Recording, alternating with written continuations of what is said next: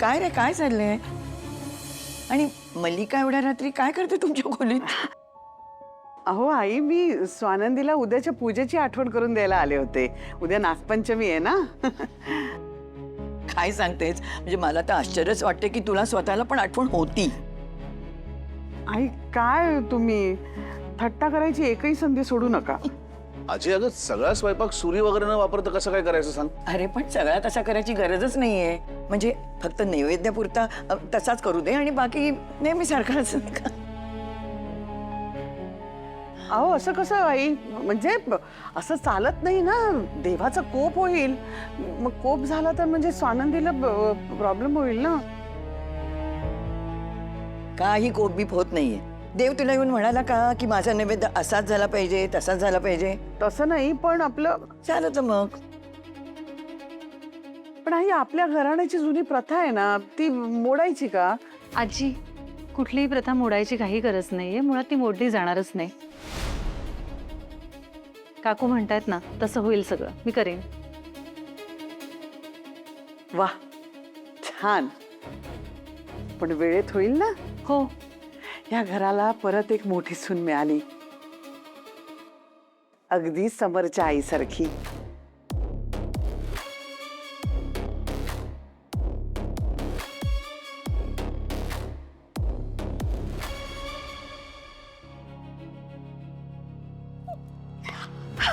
चला, 1 2 3.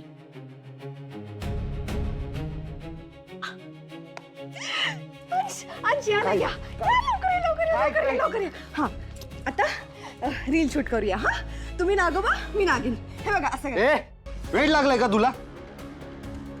हे उचल आणि बाहेर जाऊन रील कर, नाही तर फोडून टाकीन. उचल लवकर, चल उचल लवकर.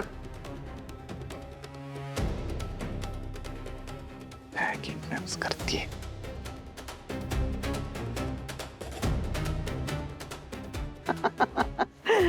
आता मजा येणार आहे. झोपली नाहीस अजून? झोप आता झोपायचं नाही, झोप उडवायची. म्हणजे म्हणजे आपल्याला गंडवून डेट साजरी केली ना स्वानंदीने, मग तिला शिक्षा मिळायला नको का? शिक्षा तर व्हायलाच पाहिजे मॉम, पण नक्की काय करायचं ना तोच विचार करतोय. करायचं नाही, केलंय मी. अरे नागपंचमीचा सगळा नैवेद्य तिला एकटीला करायला सांगितलंय मी, आणि ते पण आत्ताच. आता बघूया सगळं एकटी कसं करते ते.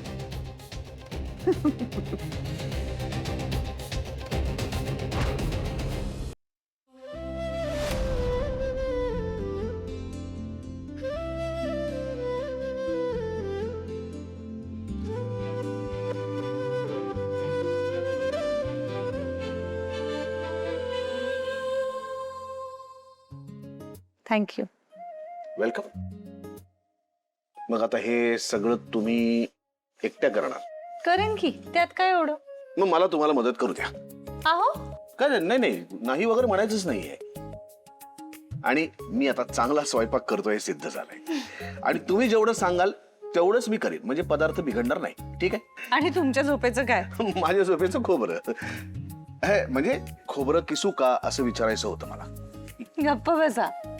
कळलं मला. तुम्ही जा बरं झोपा. तुम्हाला उद्या सकाळी ऑफिस आहे. तुमचंही ऑफिस आहे, त्यामुळे दोघांनी मिळून जर आपण काम केलं ना तर लवकर संपेल. अहो पण निदान तुम्ही तरी वेळेत झोपा ना, माझ्यामुळे तुमचंही जागरण होणार. मग काय झालं स्वानंदी? राजवाडे. स्वानंदी, मला आता इथे किचन मध्ये तुमच्या बरोबर राहायचंय. तसंही मला बेडरूम मध्ये एकट्याला बोर होतं. नाहीच ऐकणार आहात तुम्ही ना. नाही. चला आता सांगा पटपट, काय करू मी? बरं, तुम्ही आता ही कणिक मळायला घेता का? हो हो, का नाही. आणि नेहमीपेक्षा थोडी घट्ट मळायची. ती पाणी कमी घाला. होय. मी पूर्णाचं करायला घेऊ? प्लीज. पण आजची डिनर डेट बाकी कमाल होती. तुमची पाककला बघून बाकी भारावून गेले मी. थँक्स टू आजी, द ग्रेट आजी. मी ना असं ठरवलं की आजीच्या पारंपरिक रेसिपीचं पुस्तक काढायचं, आणि त्या प्रत्येक पदार्थाशी निगडीत काही गोष्टी, म्हणजे हा पदार्थ अमुक दिवशीच का करायचा असतो वगैरे वगैरे वगैरे. आजीकडे तर काय गोष्टी पण असतात भरपूर, मजा येते ऐकायला. त्याआधी मी शिकून घेते आहे आजींकडनं सगळं नीट. कारण तुमच्या सगळ्या व्यापांवरून तुम्ही पुस्तक काढणार म्हणजे त्याला अजून बरीच वर्ष जातील. चॅलेंज करताय आता, लगेच हेच काम मी हातात घेतो. ओके, हे प्रेमाचं ओके आहे. ओके. मग ओके.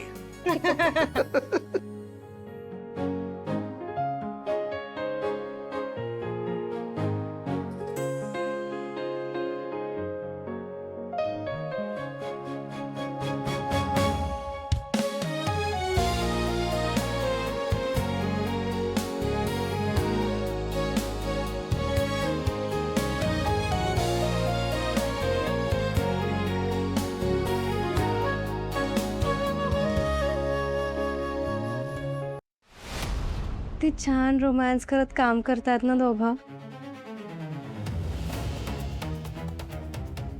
सुश, तू किती भोळी आहेस, किती इनोसंट आहेस तू. तू विसरलीस का, तू लग्न होऊन जेव्हा पहिल्यांदा घरी आली होतीस तेव्हा याच तुझ्या ताईने तुझ्या थोबाडीत मारलं होतं. विसरलीस?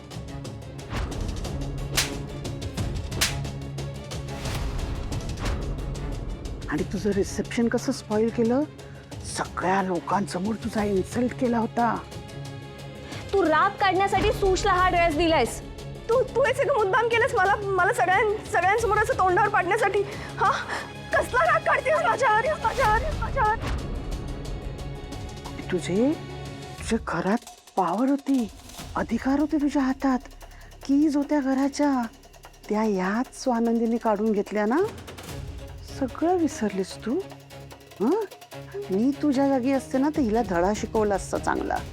एक नंबरची स्वार्थी आहे. मला येतच नाही काय धडा वगैरे शिकवता. काय करायचं? मी आहे ना, मी सांगते.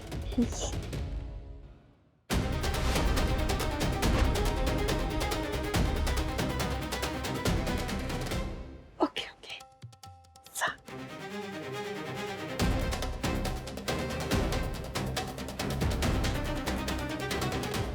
आता काहीतरी मोठं केलं पाहिजे.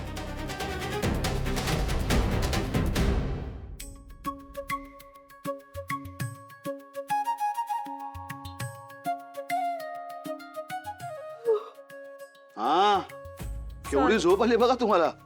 Sorry sorry. मी एक काम करतो स्वानंदी, चला मी तुमच्यासाठी आता मस्त कडक चहा करतो, म्हणजे तुमची झोप जाईल. राजवाडे, तुम्ही तरी जाऊन झोपा ना आता. अजिबात नाही, मला झोपच येत नाही. खोटं बोलताही येत नाहीये बरं का तुम्हाला. हे बघा, जरासं डोळ्याला पाणी लावलं ना की झोप अशी उडून जाईल. काय थांबा, आलो. सॉरी.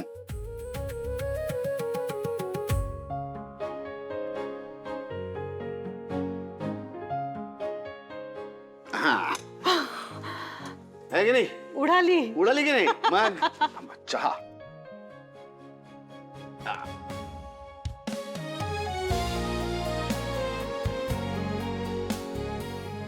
बरं वाटलं ना.